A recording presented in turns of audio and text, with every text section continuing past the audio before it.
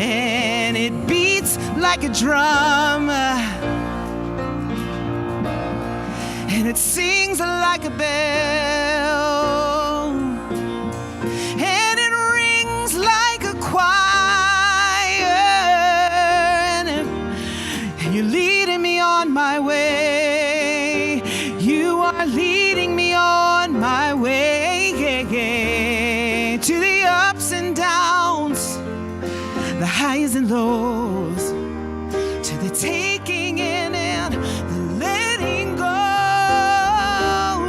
to tears and laughter and the great unknown, to the open journey, into faith I go, into faith I go, into faith I go.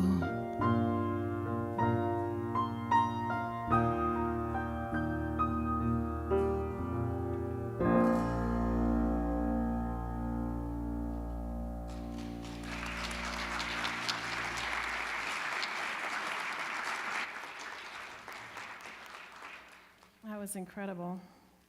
I always love how the music, you sort of have a little idea of what the talk is going to be like, but then she has no idea. And it's always perfect. Thank you so much for having me back. It is wonderful to be here. And I just feel so excited that it's Christmas.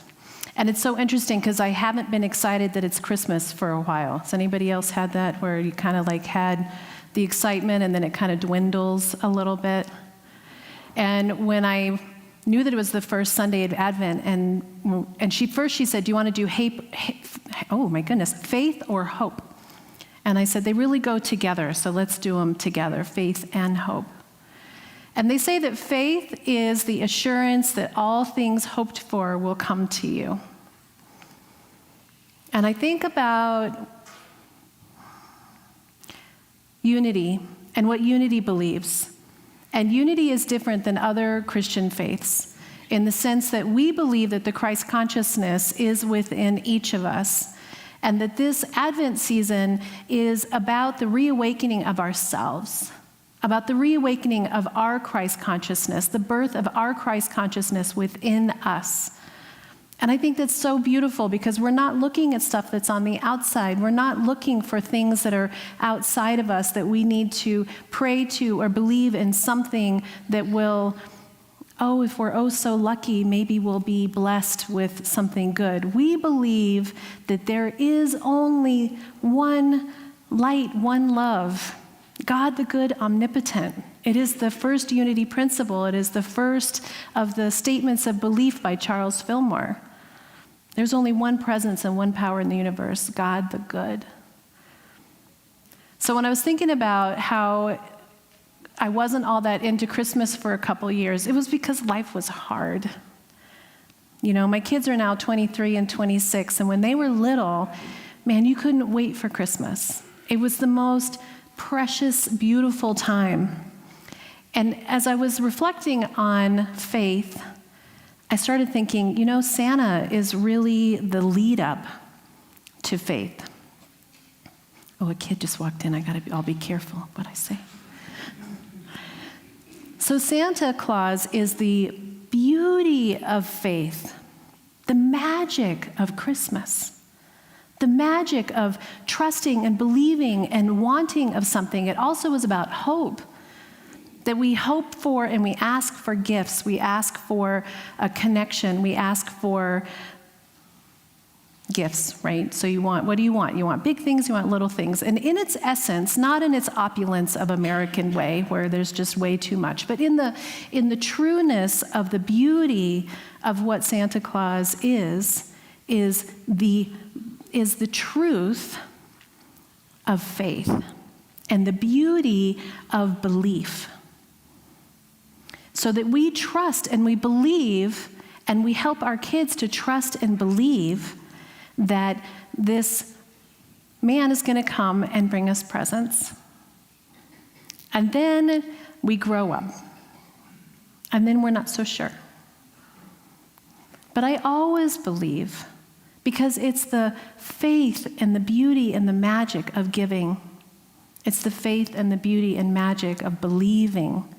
And we all love the Christmas movies.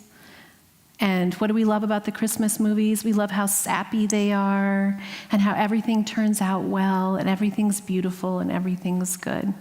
Well, what if we actually could allow ourselves to have that in our lives instead of what we can have, which is this belief that it isn't so great? So when I think back to having my kids, and I couldn't wait for Christmas, and we couldn't wait to get the tree up, and we'd put the lights out, and the kids would talk about Christmas, one of the things that I've also reflected on was that you can use Christmas in the same way that you can use faith. Faith is the determination of your own life. Your belief in your faith, what you think in faith for yourself, determines your own life.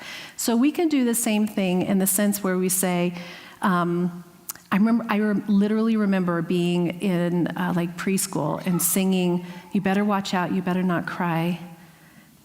He's watching you." You know, the part where it says like, "Don't be bad because he's watching you." And I would, like, how does he know that it's happening? And the same thing, and interestingly, is that you can use that to control your kids, right? And you can continue to remind them that you have to be good to get presents. But we do that to ourselves, that we continue to tell ourselves that we have to be good to get the love of God, to be worthy of the great gifts of spirit. And the reality is that that's not true. That everything is available to us. The beauty, the light, the unbridled, unlimited nature of potential, of love, of having everything is right there if we believe it, if we have faith in it. We don't have to be deserving of it.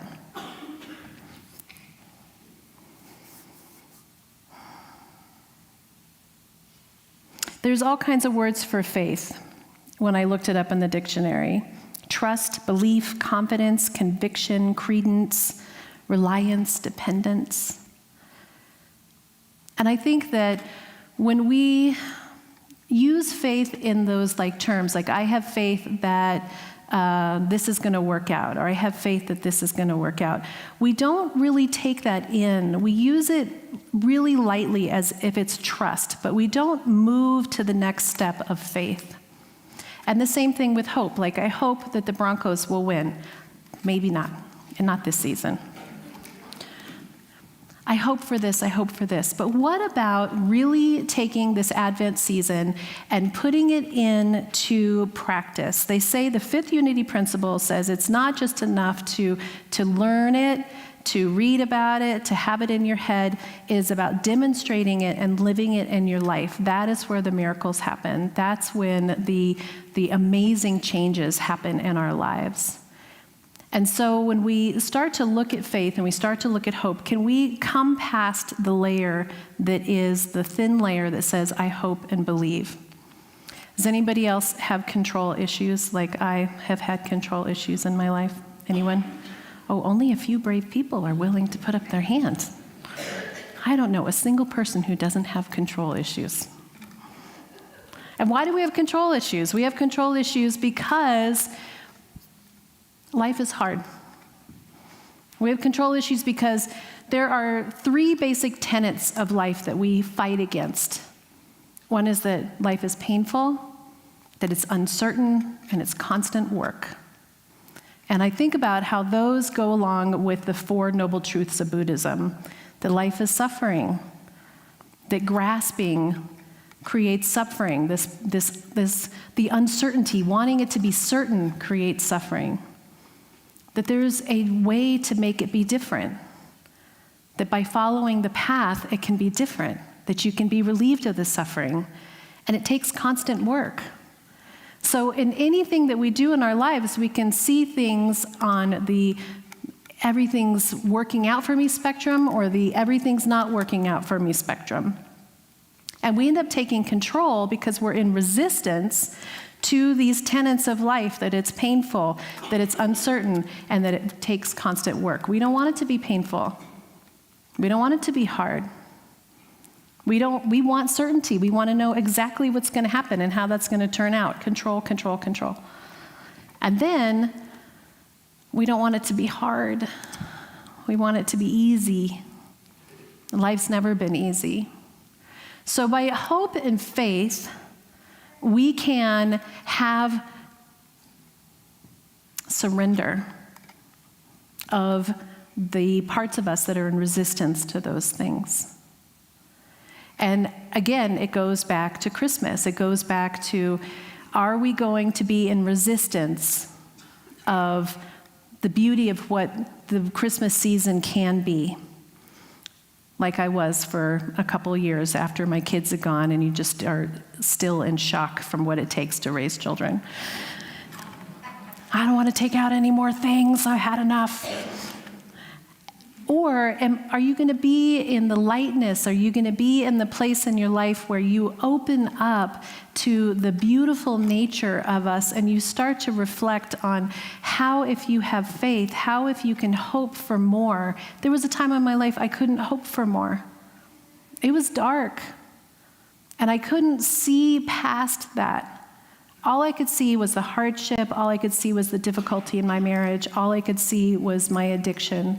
All I could see was how hard it was to raise kids.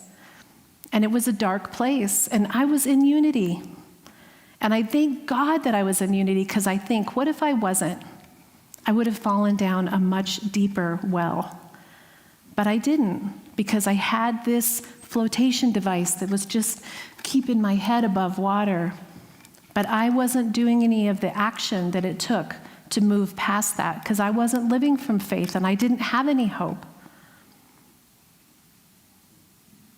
But I think that what happens to us in our lives is that we have these little glimmers, these little moments where Spirit speaks to you, where you feel that Christ consciousness within us. You know, having unity where Spirit is within us is very different than having outside of us. But what it means is that you have to be willing to do I always come up with the word work, and I don't really like the word work. You have to have the awareness. You need to be willing, the willingness to open up a part of you that can see something different. I've been studying A Course in Miracles this past year. Anybody else studied Course in Miracles? It's been a profound book for me. And what I think I've gotten the most out of this book is the truth that we are all one. That we live this existence as human beings, and we were each given this body. So it's not about denying the body. We need the body. We need our personality. There's an aspect of our ego that is really important. And that is the part that has the ability to connect with Spirit, that can feel the hope, that can have the faith. But we have a union with all, and that's that Christ consciousness that's right here. And so I liken it to, if you are blind, is the world out there? Yes, the world is still out there. You just can't see it. If you close your eyes, are you still out there? Yes, you're still out there, but I choose not to see it. So through faith and hope, we can actually choose to open our eyes. We can actually see what is available to us. And then we can live the gift of Christmas spirit and be in a place where we can really connect. I got so thrown off by a kid being in here because I had a whole other thing that I was going to talk about. But I'm so glad that he was in here, because it's made me be present. And now he's gone. I'm just going to say, we give up on that beautiful part of us that believes. So my story was about how my son, when my son was, I'm going to say he was like 9, and he was in the science fair, and he was going to do an experiment where you do the teeth, and you put the teeth in like Coke or milk or, whatever it is to like show how your teeth rot. And And he was going to do, had just lost a tooth, so he was like, I'll do this tooth and I'll do the rest in eggs. And I, in my naivety, said, oh, I've got more of your teeth. Do you want to use teeth for the whole thing? And he sunk. And you just saw his belief die. And he said, why do you have my teeth? Are you the tooth fairy? And I was like, oh my God, what did I just do? And then his next thing was, are you Santa? And it's making me cry right now because here's this little kid who still really believed. Like he really believed. And I took it from him. And so I said, this is a gift that we give children. It's a practice of hope and of faith. And it's a magic that happens through each of us, through each parent. And so I've had parents who don't want their kids to believe in Santa, and I think this is the foundation of learning to trust and to believe.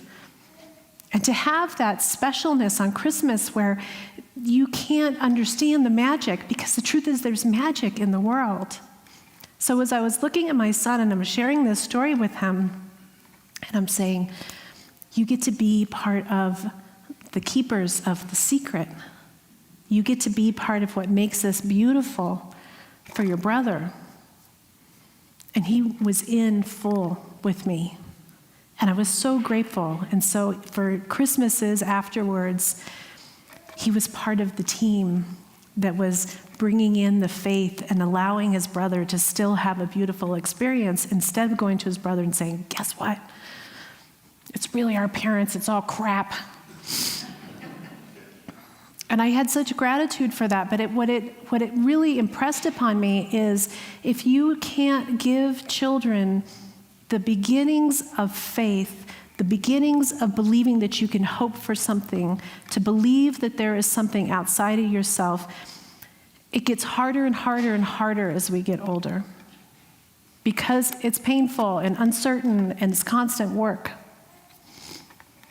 So when I was in the hardest parts of my life, I wasn't actually living from those places. I thought that I personally needed to make everything happen. And Jesus taught that faith is the foundation of everything. And his disciples struggled. And he was constantly telling his disciples, like, you got to have faith. There was the walking on the water. There was, there's all these miracles that he did. There's all these things that he did. And people, 2,000 years ago, it was like crazy to think that you could be healed or that there could be enough food or that, you could do these things. And he came to show us and to tell us that there's something more, there's something more, there's something more. And even after he died, people didn't have faith. One of the Bible quotes is about the mustard seed. Now, being raised Buddhist, I have to say I don't know a lot about the Bible, and I continue to read the Bible, and I'm like, oh my goodness, some of this is really interesting, and some of it I totally don't get. And, but it's been, my middle name is Little Flower, so I was a total hippie child. But I'd heard about the mustard seed, heard about the mustard seed, faith the size of a mustard seed. The end of it says, if you have faith the size of a mustard seed, you can tell the mountain to move, and a mountain will move. That's nuts. Like, who would really believe that? If you had enough faith that you could move a mountain? And that is what it is saying. But we can't even begin to wrap our head around the fact that we could move a mountain. So can we come back and can we say, can I have enough faith to believe that everything's working out for me? Can I have enough faith to believe that I can have the ability to hope and dream for something more?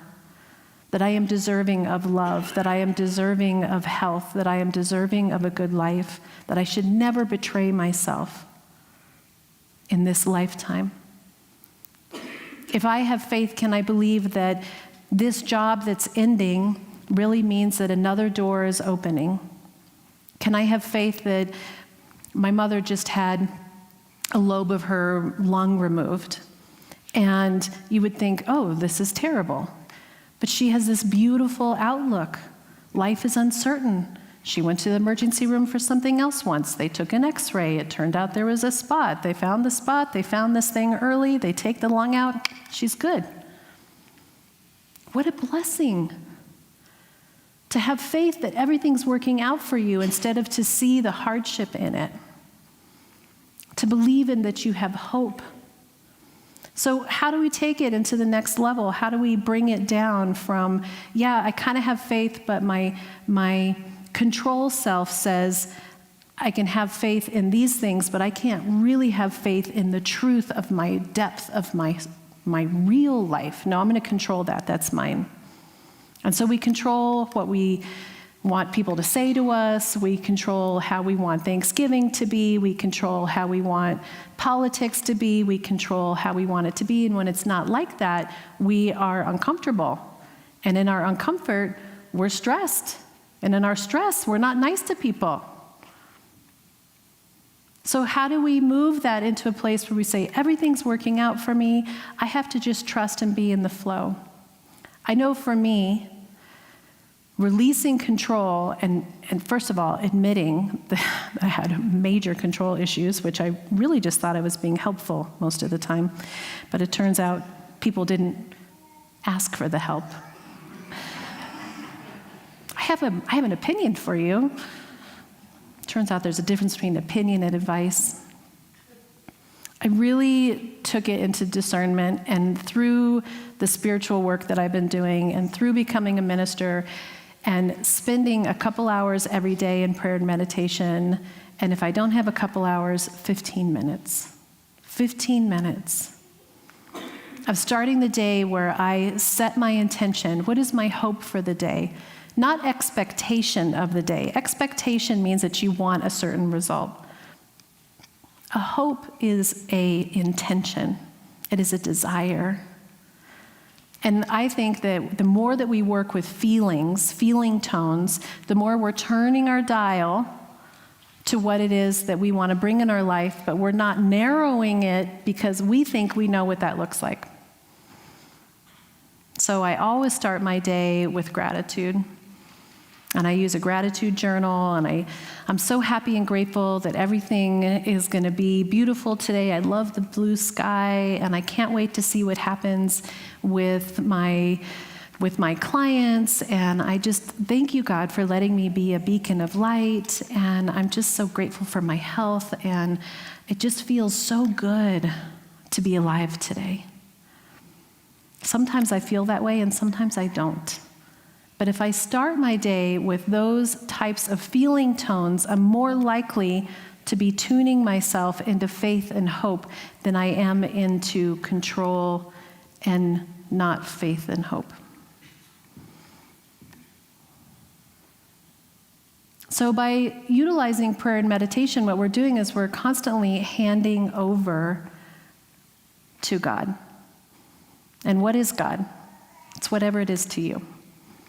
The greater consciousness, higher mind, the great connection.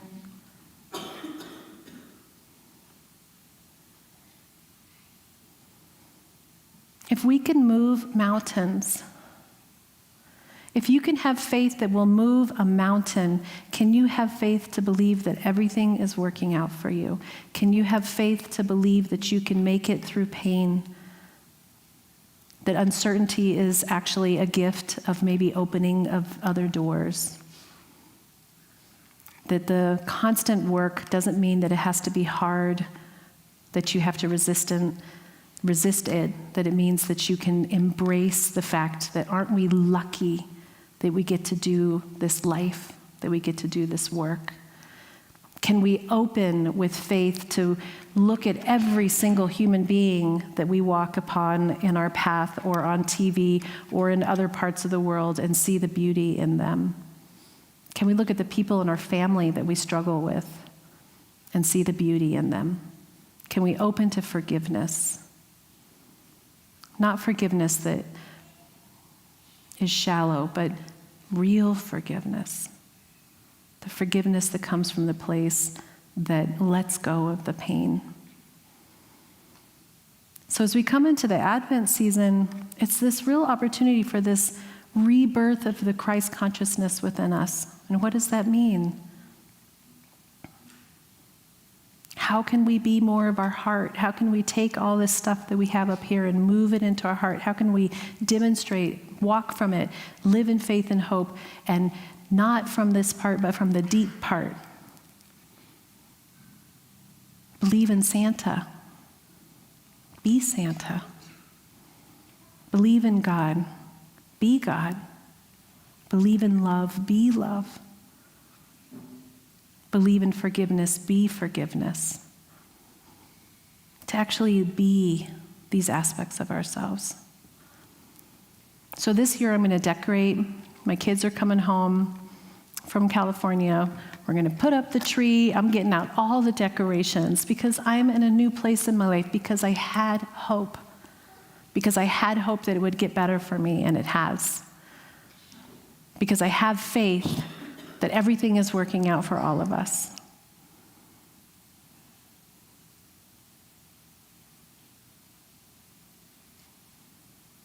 That gift of believing and letting go of control and being in the flow is the greatest gift that we can give ourselves on Christmas or at any other time.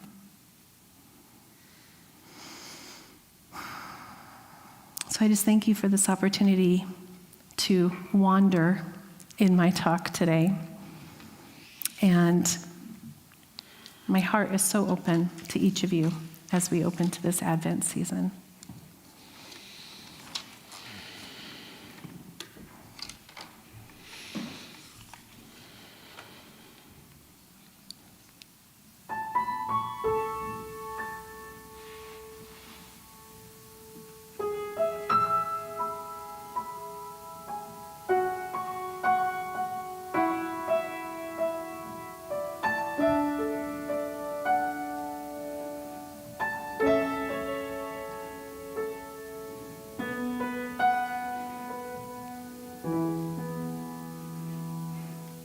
In this moment,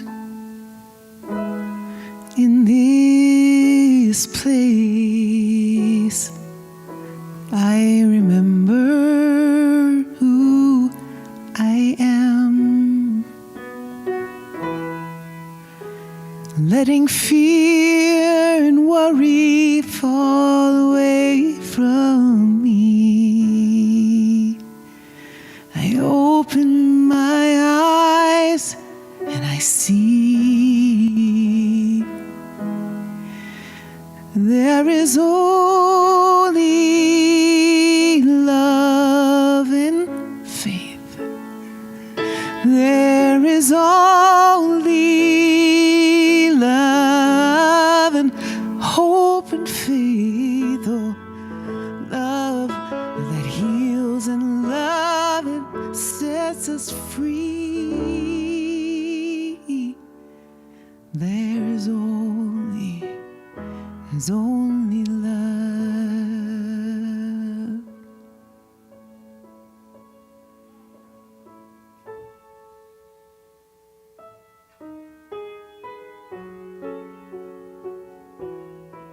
Expands our awareness to recognize our presence of Spirit in every person, place, and circumstance.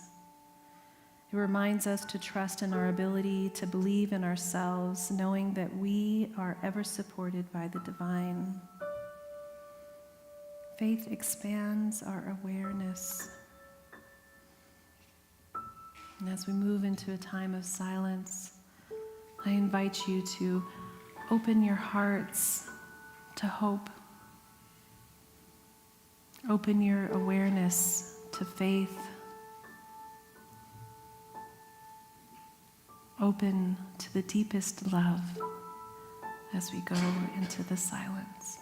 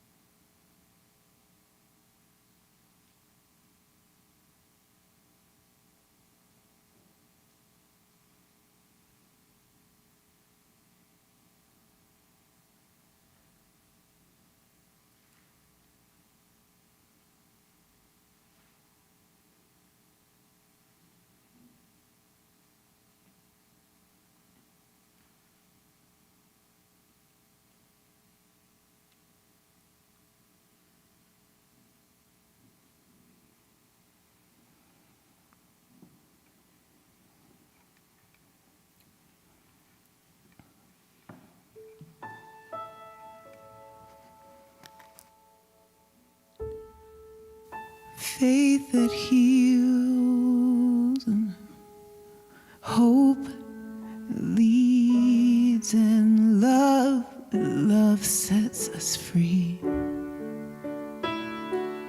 There is only love. There is only love.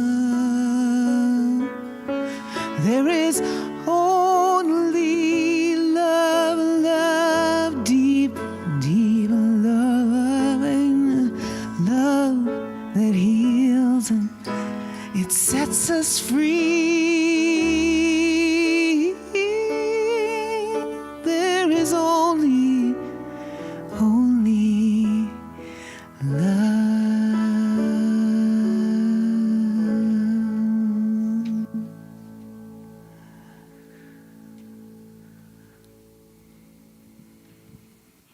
I want to invite you back into this space and give you an opportunity to thank Reverend Rachel for her message.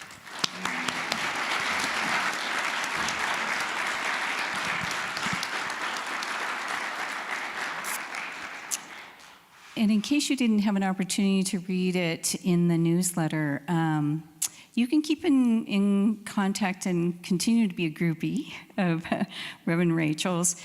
She is actually a spiritual coach and has a podcast.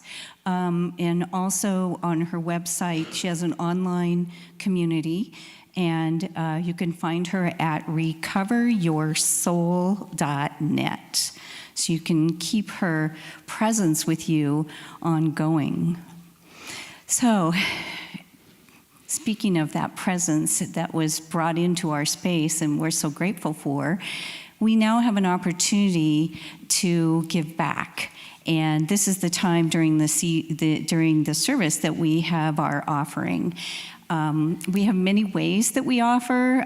Those who are in the online sanctuary have opportunities that you can see on your screen. And then here you also see we can give online. We have a mobile app. You can mail your checks and don't mail cash. Just mail checks. And also, at the end of the service, you have an opportunity to drop your offering in the baskets in the back. But in the meantime, this is a time when we can hold with intention those gifts that we are giving back and say our offering blessing. So if you'll say this with me, divine love as me blesses and multiplies all that I am, all that I have, all that I give, and all that I receive.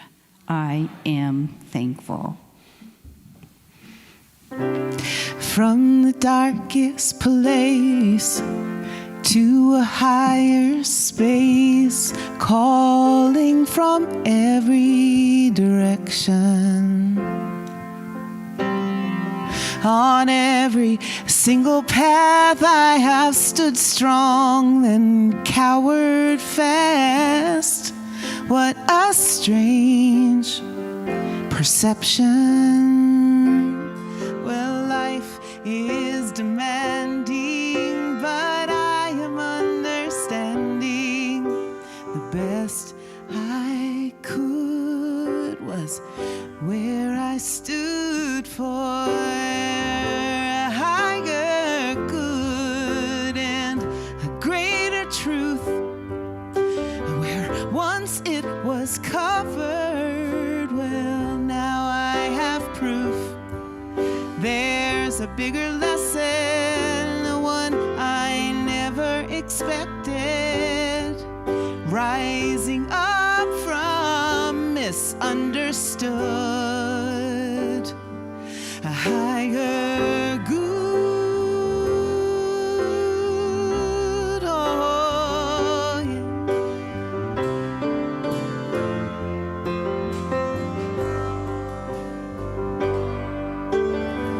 Well, I'm always getting ready on steps that are so unsteady, dancing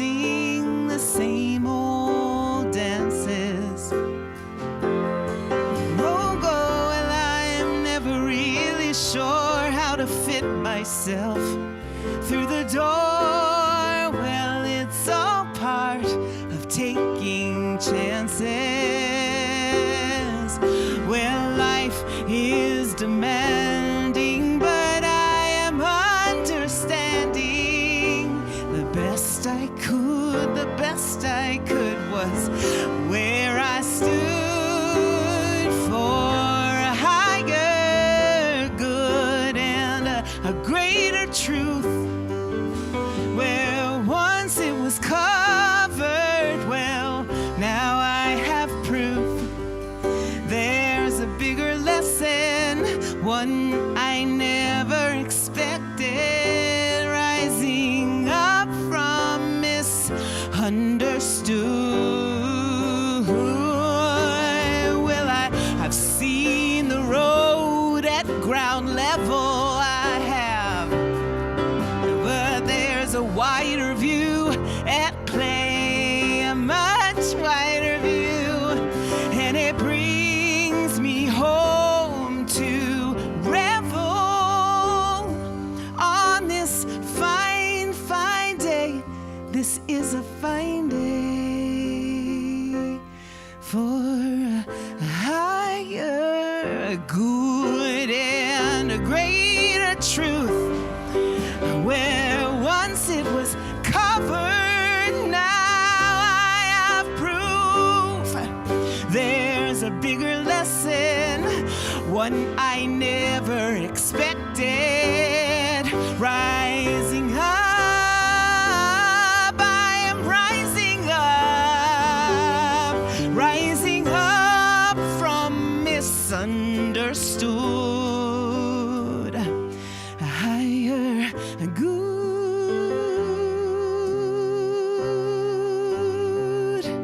a higher good.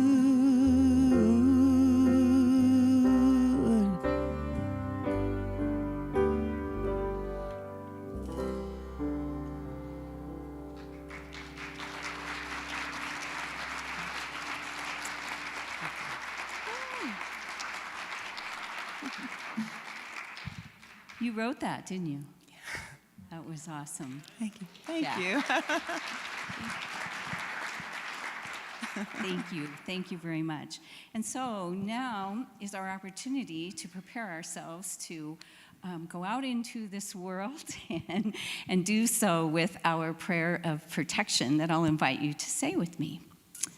The light of God surrounds us. I am the light of God. As light, I illumine my world. The love of God enfolds us. I am the love of God. As love, I live empathy, understanding, and compassion. The power of God protects us. I am the power of God. As power, I co-create a world of love, unity, and equality for all. The presence of God watches over us. I am the presence of God. As presence, I stand in truth in every circumstance. Wherever we are, God is. Amen. And just before we finish with our closing song, I just want to mention that prayer partners are here and available after service for you. Today, Marietta will be available up front if you do need a little bit of time in prayer. So thank you. Here